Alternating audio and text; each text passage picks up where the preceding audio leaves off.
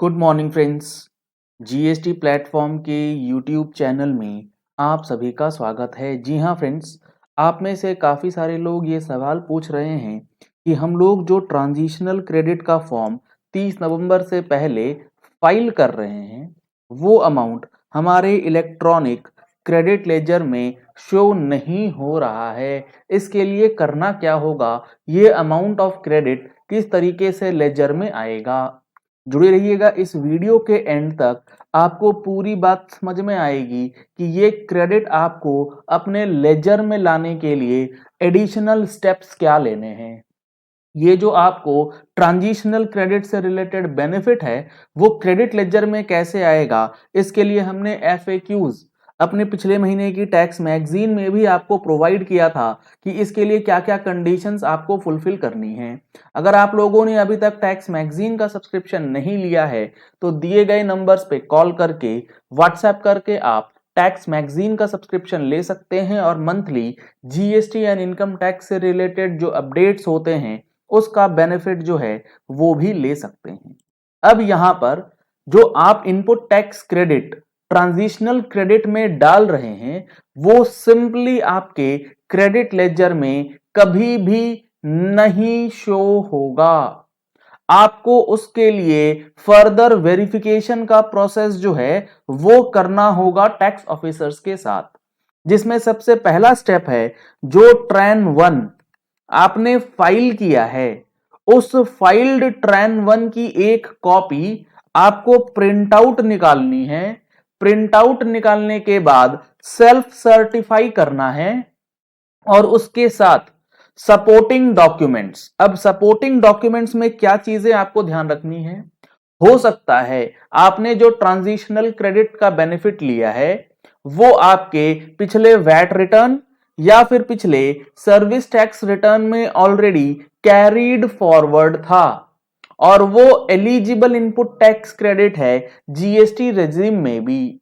तो अगर ऐसा इनपुट टैक्स क्रेडिट आपने अब क्लेम किया है 30 नवंबर से पहले तो आपको ट्रैन 1 की जो कॉपी है उसके साथ साथ उस वैट रिटर्न की कॉपी या सर्विस टैक्स रिटर्न की कॉपी या एक्साइज की रिटर्न जो आपने फाइल करी है जिसमें वो अमाउंट ऑफ क्रेडिट आपने कैरीड फॉरवर्ड किया है उसकी कॉपी, ये दोनों लगा करके जुरिस्डिक्शनल टैक्स ऑफिसर के यहां सबमिट करना है और सबमिशन के बाद आपके उस क्लेम को वेरीफाई किया जाएगा आपके प्रॉपर ऑफिसर के द्वारा और सब्जेक्ट टू दैट वेरिफिकेशन अगर वो सारी चीजें सही पाई जाती हैं तभी आपका इनपुट टैक्स क्रेडिट आपके लेजर में क्रेडिट किया जाएगा और इसका जो टाइम पीरियड है वो है 90 डेज का।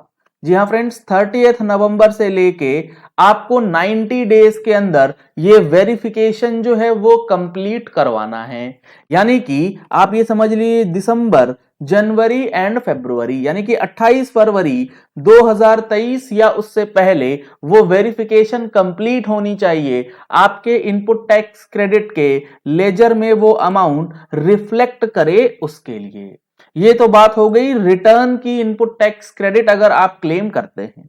ऐसा भी हो सकता है कि आप एज पर सेक्शन 140 कुछ ऐसे इनपुट टैक्स क्रेडिट का बेनिफिट लेना चाहते हैं जो आपके VAT return, service tax return या एक्साइज रिटर्न में इंक्लूडेड नहीं है लेकिन उसके एप्लीकेबल इनवॉइसेस जो हैं वो आपके पास अवेलेबल हैं। तो उस सिचुएशन में जो आपका ट्रांजिशनल क्रेडिट का फॉर्म है और जो आपने अमाउंट क्लेम किया है उससे रिलेटेड जो सपोर्टिंग टैक्स इनवॉइसेस हैं, उससे रिलेटेड जो सपोर्टिंग बिल्स हैं या जो भी डॉक्यूमेंट्स जिसके बेसिस पे आप आईटीसी क्लेम कर रहे हैं, सारे डॉक्यूमेंट्स को सेल्फ सर्टिफाई करते हुए आपको सबमिट करना मैंडेटरी है। ये सारी चीजें जो सीबीआईसी की गाइडलाइन है for the purpose of verification of transitional credit उसके अंदर बिल्कुल क्लियरली मेंशन किया गया है। A self certified downloaded copy of TRAN 1 और ट्रैन 2 फाइल्ड या revised by the applicant shall also be made available to the tax officer. अब यहां पर चाहे आपने ओरिजिनली फाइल करी हो या आपने रिवीजन किया हो, दोनों ही सिचुएशन में आपको सेल्फ सर्टिफाइड कॉपी जो है वो डाउनलोड करके जमा करना है। अब यहां एक समस्या आ सकती है, आपका जुरिस्डिक्शन है सेंट्रल टैक्स अथॉरिटी के पास, लेकिन आपने क्लेम किया है एसजीएसटी, तो यहां पर आपको थोड़ी सी मेहनत जो है वो करनी पड़ सकती है। क्यों ऐसा? क्योंकि जो सेंट्रल टैक्स अथॉरिटी के अंदर आपका प्रॉपर ऑफिसर है, वो आपके एसजीएसटी वाले क्लेम को वेरीफाई करने के लिए आपके स्टेट टैक्स ऑफिसर को वो रेफर करेगा कि इसकी वेरिफिकेशन जो है वो करी जाए, और अगर अमाउंट सही है तो वो दोबारा से सेंट्रल टैक्स अथॉरिटी को इन्फॉर्म करेगा और अकॉर्डिंगली आपका इनपुट टैक्स क्रेडिट सीजीएसटी और एसजीएसटी का जो है वो आपको दिया जाएगा। इसके बाद अगर आपने ट्रांजिशनल क्रेडिट रिवाइज किया है और रिवीजन करने में आपने पिछले फाइल्ड ट्रेन 1 से रिलेटेड कोई भी डेटा चेंज नहीं किया, सिंपली फाइल कर दिया है वही सेम डेटा, तो वो ऑटोमेटिकली जो है टैक्स ऑफिसर्स उसे रिजेक्ट कर देंगे, क्योंकि उसमें कोई भी चेंज नहीं है। लेकिन आपने अगर ट्रांजिशनल क्रेडिट रिवाइज किया है और उसके अंदर कुछ भी फिगर्स चेंज किए हैं, तो वो जो फिगर्स आपने चेंज किए हैं उसका रीजंस ऑफ चेंज क्या है वो आपको बताना है। प्लस जब आप कोई चीज चेंज कर रहे हैं, इसका मतलब पुराने ट्रेन 1 में कुछ ना कुछ गड़बड़ है, और उस गड़बड़ के लिए आपके अगेंस्ट क्या कोई नोटिस या कोई ऑर्डर या कोई एडजुडिकेशन प्रोसीडिंग्स तो पेंडिंग नहीं है। ये सारी चीजें वेरीफाई करी जाएंगी टैक्स ऑफिसर्स के द्वारा। अगर आप उस मैटर को लेकर के अपील में गए हुए हैं, तो आपको यहां पर जो हमारी पिछली मैगजीन में हमने आपको बताया था कि अगर ट्रांजिशनल क्रेडिट का डिस्प्यूट है और वो अपील में है, सबजुडिस्ड है मैटर, तो आप दोबारा रिवाइज्ड ट्रेन 1 नहीं फाइल करेंगे। अगर आप ऐसा करते हैं तो उसका बेनिफिट जो है वो आपको नहीं मिल पाएगा। इसके चांसेस काफी ज्यादा कम है, क्योंकि अपील में जब तक वो मामला नहीं फाइनल हो जाएगा, उसका इनपुट टैक्स क्रेडिट आपको रिवाइज फॉर्म में भी नहीं मिलने वाला है।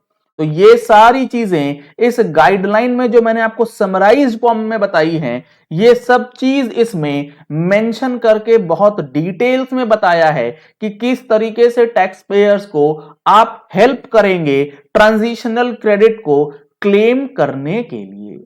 यहां पर आप देखेंगे तो आपका रिकॉर्ड्स कॉल किया जा सकता है, जिसमें डॉक्यूमेंट्स, रिटर्न्स, इनवॉइसेस जो हैं वो सारी चीजें मंगाई जाएंगी। काउंटर पार्ट ऑफिसर से भी इंफॉर्मेशन मंगाया जाएगा, जो मैंने आपको सिचुएशन बताया कि सीजीएसटी और एसजीएसटी का दोनों क्लेम है, और आपका जो अथॉरिटी है वो या तो सेंटर है या स्टेट का है, और ये सारी प्रक्रिया जो होनी है वो with in a period of 90 days होनी है, यानी कि 28 दिसंबर 2023 या फिर उससे पहले कंप्लीट हो जाएगा। इसके अंदर अनेक्सर्स दिए गए हैं, जिसमें यह बताया गया है कि किस किस सेक्शन में कौन सा इनपुट टैक्स क्रेडिट जो है वो अलाउ होता है। ये सारी चीजें वेरीफाई करके ही आपका इनपुट टैक्स क्रेडिट जो है लेजर्स में डाल दिया जाएगा। चलिए इस वीडियो को यही एंड करते हैं। आशा करते हैं आपको ट्रांजिशनल क्रेडिट से रिलेटेड ये बड़ी कंफ्यूजन जो है अब क्लियर हो गई होगी कि ये अमाउंट आपको अब आगे प्रोसीड कैसे करना है।